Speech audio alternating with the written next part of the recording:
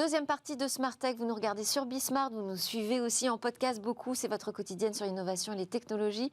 Et restez avec moi en plateau, l'entrepreneur Yann Lechel. Merci beaucoup Yann. Et c'est le moment de notre l'interview avant le week-end. Vous allez voir, on va découvrir une plateforme avec Sharan Béranger. Vous êtes la responsable partenariat et développement chez Office Riders. Alors peut-être que certains d'entre vous connaissent déjà très bien cette plateforme, mais pour tous les autres, je vais rappeler, donc c'est un lieu où on peut mettre à louer son appartement pour la journée uniquement. Une sorte de Airbnb, mais de 8h à 20h, pendant qu'on est parti travailler. On peut proposer notre appartement à louer à qui? Des entreprises? Oui, effectivement. Donc, Office Riders, c'est des productions cinématographiques. Différentes typologies d'entreprises. Donc, comme vous l'avez dit, c'est un peu sur le même modèle que Airbnb.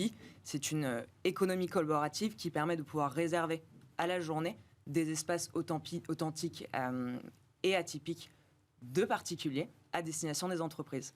Donc, c'est des mètres carrés réutilisés à la journée à destination des entreprises pour organiser divers types de projets, séminaires, formations et également la partie production. Oui, mais par exemple, pour un tournage de film, ça peut être intéressant d'aller tourner dans un appartement, mais ils ne vont pas tout démonter tous les jours, tous les soirs, pour remonter l'ensemble du dispositif le lendemain matin?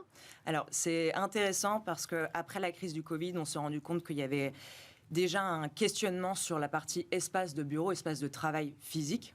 Beaucoup d'entreprises ont mis fin à leur bail immobilier, ou alors on réduit considérablement leur espace de travail pour adopter une politique de travail hybride.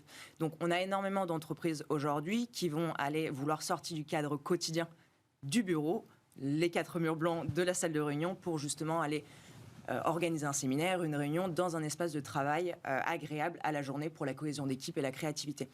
Il y a également ce phénomène de snack content. On voit tous, il y a un phénomène de création de vidéos, il en faut toujours plus. Et on a remarqué que depuis la crise du Covid, beaucoup d'agences de production et beaucoup de métiers créateurs de contenu vont beaucoup moins dans des studios, mais au contraire, utilisent de plus en plus d'espaces atypiques, des cadres, des décors naturels pour organiser leur production, shooting et vidéo. Ça coûte moins cher et c'est plus pratique. Pourquoi ? Parce que c'est des décors qui sont déjà faits. Il suffit simplement de venir avec son équipe et son matériel, d'utiliser le décor, de faire son petit business et ensuite de repartir. Donc c'est vraiment pratique et c'est dans l'air du temps, que ce soit du côté réunion. Et quel type de biens sont particulièrement prisés ? Alors, du coup, sur la plateforme, on a vraiment diverses typologies d'espaces. Chaque particulier, propriétaire ou locataire, est en mesure de pouvoir mettre à disposition en journée et également en soirée ces mètres carrés. Ça peut être des lofts, des appartements, des maisons.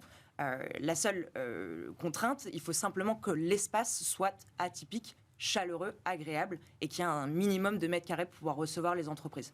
Après, Office Riders, pour vous donner quelques chiffres, c'est 3000 espaces en France, 2000 espaces dans la région parisienne, donc ce qui montre qu'il y a quand même une forte demande dans cette partie de France. Pas que, on a également ouvert à Lyon. Donc même si je suis locataire, je peux mettre à disposition mon appartement. C'est pas considéré comme de la sous-location ? Alors, on est sous le coup de quel type de réglementation là ? C'est une bonne question. Si tu es propriétaire, il n'y a pas de problème. Tu peux faire de la même type que Airbnb, louer en location à la journée. Lorsque tu es locataire, bien évidemment, tu dois demander l'accord à ton bailleur. Ton bailleur est tout à fait en droit de te dire oui ou non. D'accord. Donc, avec Office Riders, il n'y a pas de réglementation aujourd'hui propre à la location de son bien en journée. En revanche, il y a quand même des normes et le bailleur doit être en accord. Et est-ce que vous êtes sur le même type de règles qui s'imposent de plus en plus à Airbnb au niveau de la fiscalité, au niveau aussi de la limitation du nombre de meublés dans certains quartiers de Paris en particulier ? C'est ce que veut faire la mairie de Paris en tout cas ? Oui, alors du coup non, il n'y a pas de normes quant au nombre de jours où tu peux louer ton appartement. En ce qui concerne la partie imposition, bien évidemment c'est la même que Airbnb.